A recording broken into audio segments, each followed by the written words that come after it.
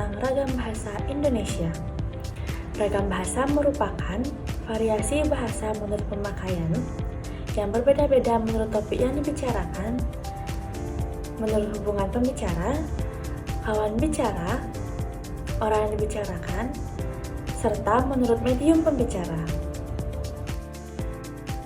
Adapun macam-macam ragam bahasa yang terdiri dari ragam bahasa lisan, ragam bahasa tulis, ragam baku, ragam tidak baku. Yang pertama terdapat ragam lisan. Ragam lisan merupakan bahasa yang dihasilkan melalui alat ucap atau organ of speech dengan fonem sebagai unsur dasar.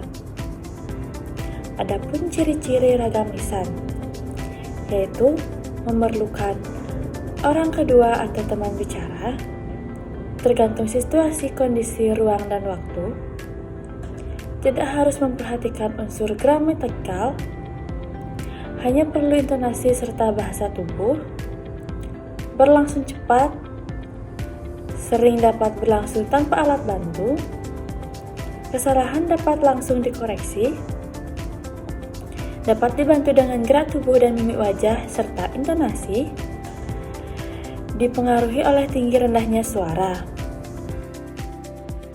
Yang kedua ada ragam tulis. Ragam tulis merupakan bahasa yang dihasilkan dengan memanfaatkan tulisan dengan huruf sebagai unsur dasarnya.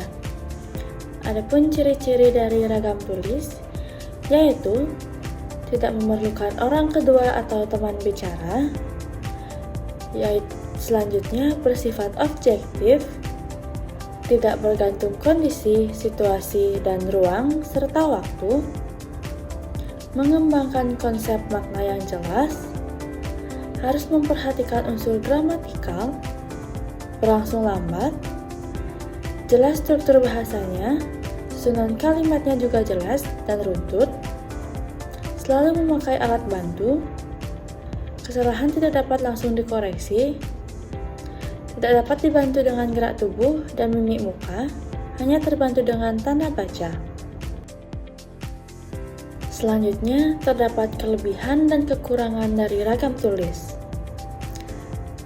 Adapun kelebihannya, yang pertama, informasi yang disajikan bisa dipilih untuk dikemas sebagai media yang menarik. Yang kedua, umumnya memiliki kedekatan budaya dengan kehidupan masyarakat. Dan yang ketiga, dapat digunakan untuk menyampaikan maksud, memberikan informasi. Selanjutnya terdapat kelemahan dari ragam tulis. Yang pertama, alat atau sarana yang memperjelas pengertian seperti bahasa lisan tidak ada, akibatnya bahasa tulisan harus disusun lebih sempurna. Yang kedua, tidak mampu menyajikan berita secara lugas, jernih dan jujur, jika harus mengikuti kaidah-kaidah bahasa yang dianggap cenderung miskin daya pikat dan nilai jual. Selanjutnya terdapat ragam baku dan non-baku. Ragam baku adalah ragam yang dilembagakan dan diakui oleh sebagian besar pemakaiannya sebagai bahasa resmi dan sebagai kerangka acuan norma bahasa dalam penggunaannya. Ragam tidak baku atau non-baku adalah ragam yang menyimpang dari norma baku.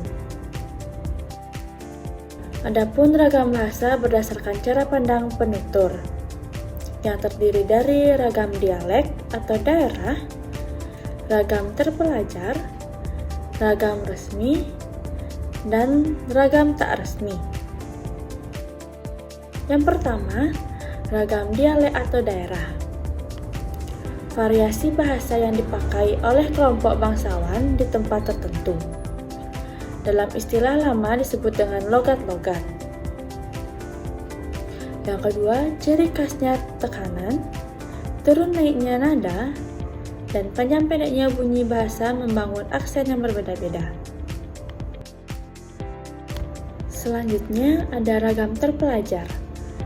Bahasa Indonesia yang digunakan oleh kelompok penutur berpendidikan tampak jelas perbedaannya dengan yang digunakan oleh kelompok penutur yang tidak berpendidikan. Kalian bisa melihat di slide ini perbandingan antara kelompok penutur yang tidak terpelajar serta terpelajar. Selanjutnya terdapat ragam resmi.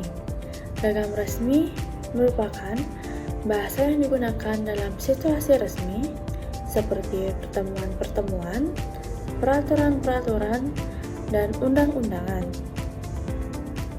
Adapun ciri-ciri dari ragam bahasa resmi, yaitu menggunakan unsur gramatikal secara eksplisit dan konsisten, menggunakan kata ganti resmi, menggunakan imbuhan secara lengkap, menggunakan kata baku, menggunakan EYD, serta menghindari unsur kedaerahan.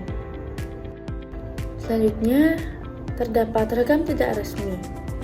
Bahasa yang digunakan dalam situasi tak resmi seperti dalam pergaulan dan percakapan pribadi. Ciri-ciri yang terdapat dalam ragam bahasa tidak resmi kebalikan dari ragam bahasa resmi.